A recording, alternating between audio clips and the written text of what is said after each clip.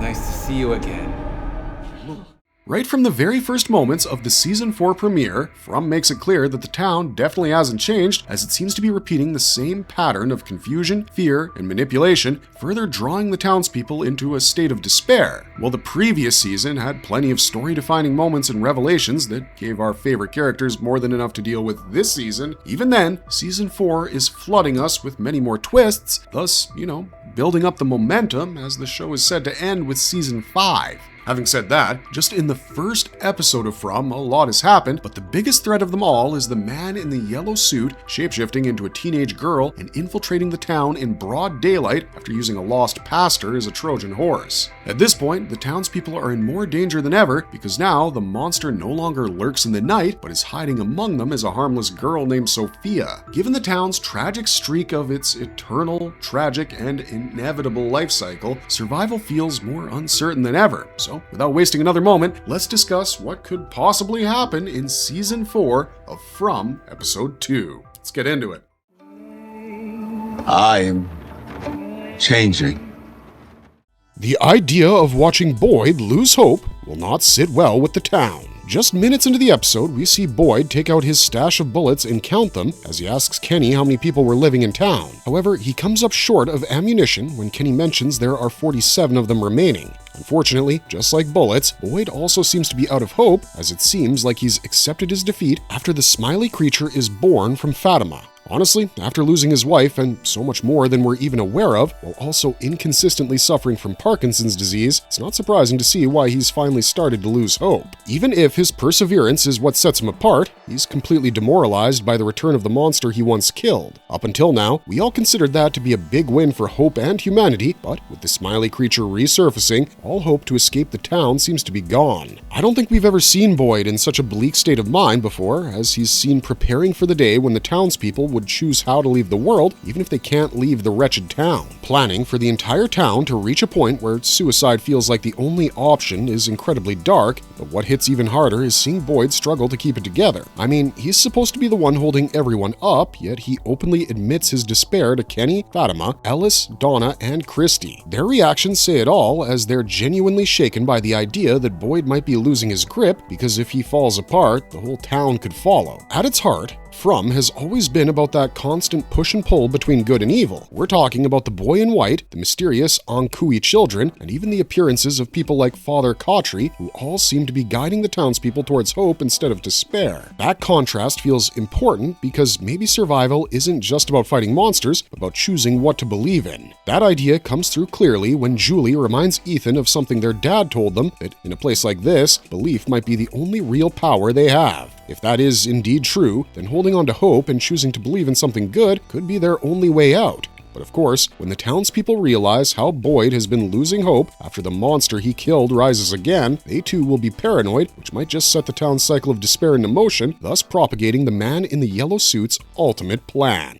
What is the man in the yellow suit's ultimate plan for the town? So far, after just one episode, Season 4 already seems to confirm one of the most compelling theories about the man in yellow. He's first properly introduced in the Season 3 finale, where he claims how knowledge always comes at a cost before brutally killing Jim Matthews. What makes it even more unsettling is his final remark about Jim's wife digging the hole, echoing the exact same message Jim heard over the radio back in Season 1. That connection alone makes it clear this character has been lurking in the background for far longer than we realized. His full appearance has sparked a lot of theories, and for good reason, because unlike the other monsters, he can walk around in broad daylight, which instantly makes him far more dangerous. But it goes farther than that. He's likely the same voice Jim heard on the radio. He shows up in Miranda's paintings, and there are strong hints that he may even be the force behind the monster's immortality. All of this suggests that the man in yellow is not just another threat, but someone who's been tied to the town and its mysteries from the very beginning, possibly pulling the strings all along. Plus, now that he's disguised himself as Sophia, he can terrorize and sabotage the townspeople much more directly, along with potentially stopping them from getting closer to learning important truths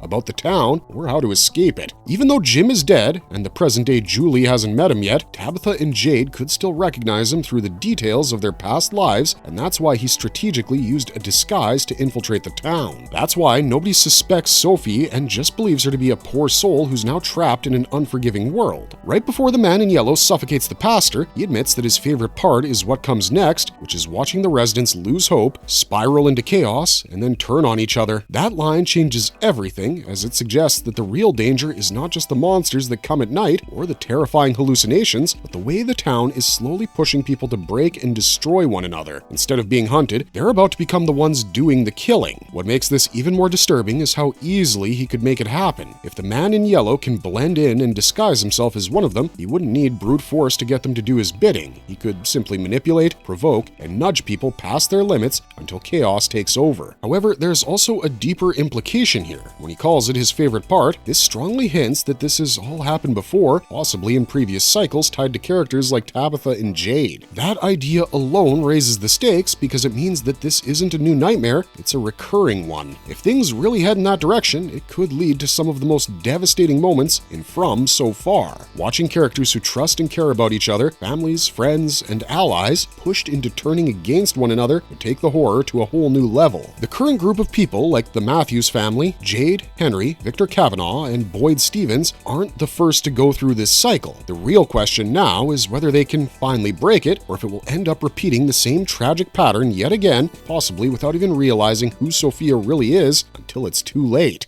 The second episode talks about a gruesome discovery about to shock the town. The official synopsis for the second episode, Frey, says a gruesome discovery will send shockwaves through the town, and that wording really matters. It doesn't feel like a warning about something that might happen, but in fact sounds like something that's already in motion. I mean, look at where things stand at the end of the premiere. Sophia is inside the clinic while Kenny is asleep in the next room, and given that the man in yellow has already made his intentions clear, how this phase is not about monsters attacking from the outside, but the residents turning on each other, he's been positioned a little too perfectly to just make it through the early episodes of Season 4 without something going terribly wrong. So when the synopsis talks about a gruesome discovery, the real question is not what is found, it's who Sophia got to first. Kenny stands out immediately here because he's the town's moral center, Boyd's last steady support, his emotional backbone, the one still thinking clearly while everything else starts to fall apart. If something happens to him, if he's killed or even compromised, it doesn't just hurt the group, it destabilizes everything. Plus, Kenny was asleep in the next room when Sophia killed the pastor, and if the man in yellow's plan is really about turning people against each other, then taking Kenny out of the equation, or worse, compromising him, is the smartest first move. Break the most trusted, stable person, and everything else starts to fall apart. When you look at it step by step, it lines up because Sophia needs to secure her place in the town if she's to plot an internal collapse. And that's likely the point, as the man in yellow doesn't act randomly. If this is a cycle, then he knows exactly which piece to remove first to make the rest collapse. But the real impact of that shockwave goes beyond grief. It's the realization that the threat is no longer contained. The rules that have kept people alive with the talismans, the locked doors, the nighttime patterns might not matter anymore because for the first time, whatever is hunting them is not bound by those limits. That also ties directly into what Jade and Tabitha are dealing with as they now understand that this has all happened before, that they've lived through versions of this cycle again and again. But that knowledge doesn't give them an answer, it just proves that no one has managed to break it yet. If anything, it makes things worse, because every previous attempt has already failed, which means their realization isn't a solution, but a warning. And if Frey pushes them to actually act on that knowledge, where they would have to connect the dots and work together, then they have to be very strategic with everything they've learned so far. We're really excited to see how Episode 2 handles it all.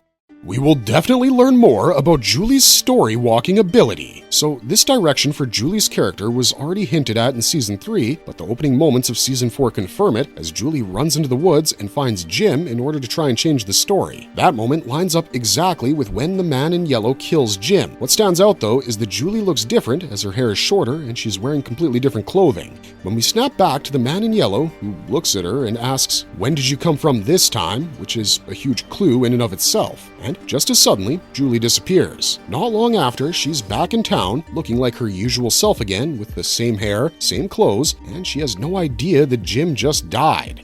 That contrast makes it pretty clear something unusual is happening with her. We still don't have all the answers, but one thing is becoming obvious, that what Ethan called story walking isn't just some abstract ability, but essentially a form of time travel. Plus, Julie's story walking ability feels like it's about to take on a life of its own, and not in a way she can control. Instead of choosing when and where to go, she may end up being pulled somewhere by the situation itself, and whatever she sees could end up being the real turning point of the season. The man in yellow recognizing Julie across time isn't something the show would include casually, which means that some version of Julie, past or future, has already crossed paths with him at another point in the town's cycle. With tensions rising and the town on the edge of breaking apart in the next episode, it's easy to imagine Julie's ability activating on its own, not because she decides to use it, but because the emotional shock of what's happening forces it. Instead of a controlled jump, it could feel more like being dragged into a moment she wasn't ready to face. However, there is a counterpoint. So far, Frum has hinted that her story walking might be tied to a specific place, like the dungeon ruins acting as some kind of anchor. If that's true, then maybe she shouldn't be able to travel freely from anywhere. But the key thing is, we don't actually know that for sure, as the show hasn't laid down hard rules. What it has made clear is that the town itself doesn't follow normal logic. Time bends, loops, and repeats around this cycle, and if that cycle is starting to speed up, then it makes sense that Julie's ability could evolve with it. If that is the case, then her power will become unpredictable, which might be exactly what leads her to witness something no one else has seen, something that changes everything. Unfortunately, that brings us to the end of this video. What do you guys think is happening in the next episode? Do you think Jim is really dead? Let us know your theories in the comment section down below because, we really want to read them. Otherwise, give us a like and subscribe if you enjoyed this video and want to see more stuff like it. And as always, thanks for watching and have a fantastic day out there. Bye for now.